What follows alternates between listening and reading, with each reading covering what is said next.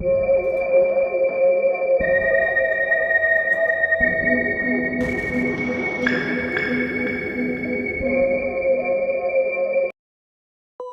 was my first semester at university. My first time living away from home. First taste of real independence. Move-in day was pure chaos. Parents dragging suitcases through crowded hallways, elevators constantly full, doors slamming every few seconds. When my family finally left, the room felt unnaturally quiet. So quiet that even the hum of the AC felt loud. My roommate still hadn't arrived. I was halfway through unpacking when, later that evening, the door opened. A guy walked in. Average height, narrow shoulders, clothes that looked worn, like they didn't really belong to him. His eyes weren't creepy exactly, just overly focused, like he was paying attention to things most people ignore. "Hey," I said, "I'm Ryan." He nodded, didn't say his name. "Trying to break the silence?" I asked. "Long drive?" "Kinda," he replied. After a second, he added, "Traffic." That was it. Conversation over. He placed his bag in the corner, sat down on his bed, shoes still on, and just stayed there. No phone, no laptop, nothing. Like he was waiting for something. I felt a little uneasy, but brushed it off as nerves. That night, when I came back from the bathroom, his bag was open. Inside were a few things that immediately felt off. Half-torn notebooks, a small voice recorder, and loose papers covered in repeated patterns. Straight lines, circles, over and over again. I didn't sleep well. The next morning was orientation. While walking around campus, I noticed him again. Still didn't know his name. He wasn't walking with any group, just drifting, stopping occasionally, watching people pass by, like he was memorizing faces. That evening, when I returned to the room, he was already there. This time, he spoke. "You stay up late," he said. I frowned. "How do you know?" Without looking at me, he answered, "The lights." That's when it hit me. He was watching me. After that, small things started happening. I'd leave my chair angled slightly, come back, and it was straight. I'd leave a drawer half open. Later, it was closed. I'd leave my phone charger on the left side, find it on the right. I kept telling myself I was overreacting. One night, I fell asleep earlier than usual. I woke up suddenly, with the feeling that someone was standing nearby. I opened my eyes. He was standing in the middle of the room, head lowered, hands in his pockets. "Everything okay?" he asked. My throat went dry. "Yeah." "Why are you awake?" "Nothing," he said, and walked back to his bed. The next day, I requested a room change.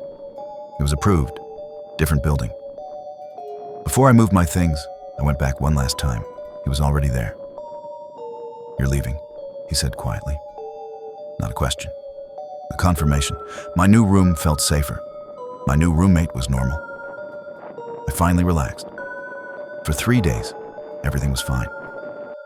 Then one night, around 2:40 a.m., I heard footsteps in the hallway. Soft, pausing, like someone was searching for a specific door. Then my doorknob moved. Once, stopped, then again, slowly. I looked through the peephole. It was him. Same clothes, same posture. He wasn't trying to force the lock. He was listening. I froze and called the police. When the officers arrived, he was still there. This time, they found a campus map in his bag, papers covered in room numbers, and the same recorder. I never saw him again.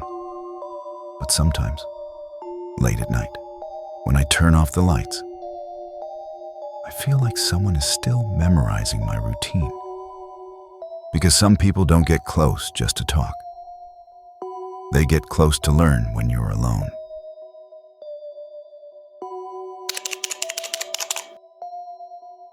during my first couple years of college. Weekends followed a predictable pattern. Classes during the week, parties on Friday and Saturday, recovery on Sunday.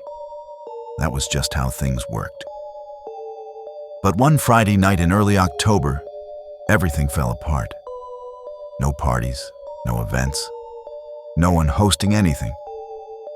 Just me and two close friends sitting in our dorm, bored out of our minds.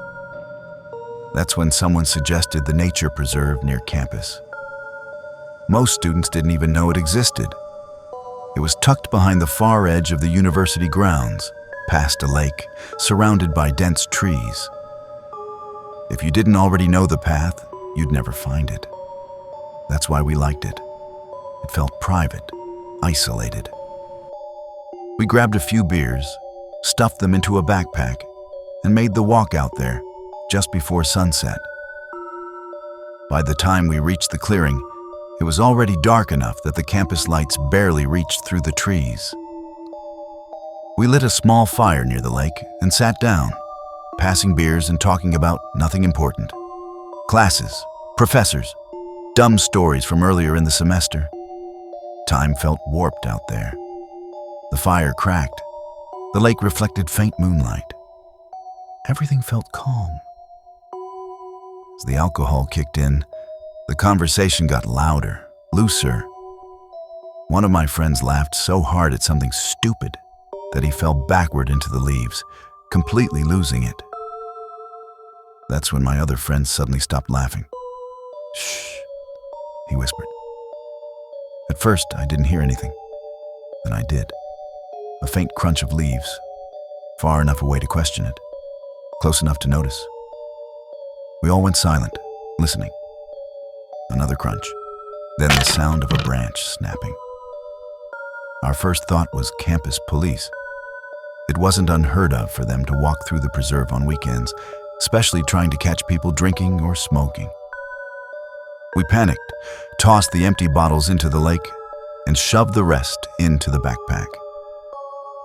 But something didn't sit right. This clearing was deep in the woods. You didn't casually walk through here unless you were looking for it. The sounds didn't come closer. Instead, they moved, slowly, to the side, then behind us, leaves crunching in a wide circle just outside the reach of the firelight. None of us said a word. It started to feel wrong in a way I can't fully explain. Like whatever was out there knew exactly where we were, and didn't care if we knew it was there. At first, we laughed nervously. Someone joked about horror movies. Someone else mentioned Blair Witch. Then something came flying out of the darkness. A heavy branch slammed into the center of our fire pit. For a split second, none of us reacted. It didn't register. Then one of my friends screamed and took off running into the woods without looking back. Another branch flew out almost immediately, striking my other friend across the face. He dropped to the ground, clutching his cheek. That's when survival kicked in. I grabbed the backpack, pulled him up, and we ran. Straight toward campus, crashing through branches, slipping in leaves, not daring to turn around. When we finally reached the road separating the preserve from the dorms, we stopped to catch our breath. That's when we heard it again. Footsteps, fast, closing the distance. We didn't stop running after that. Back inside the dorm, we found our other friend already in his room, shaken and pale. We locked the door and went to the window overlooking the woods. Near the tree line, someone was pacing back and forth. Not hiding, not running, just walking. Every time a car passed on the road, they stepped back into the trees. When it was quiet again, they reappeared. Eventually, they vanished completely into the darkness. That night, we tried laughing it off. Told ourselves it was probably some drunk person messing with us. Maybe someone trying to scare people out of the woods.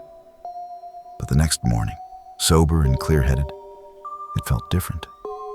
The pacing, the circling, the accuracy of the thrown branches. It didn't feel random. We never went back into those woods after dark again. Even now, years later, whenever I hear footsteps behind me in a quiet place, I think about how calm those sounds were. Like whoever it was wasn't trying to scare us.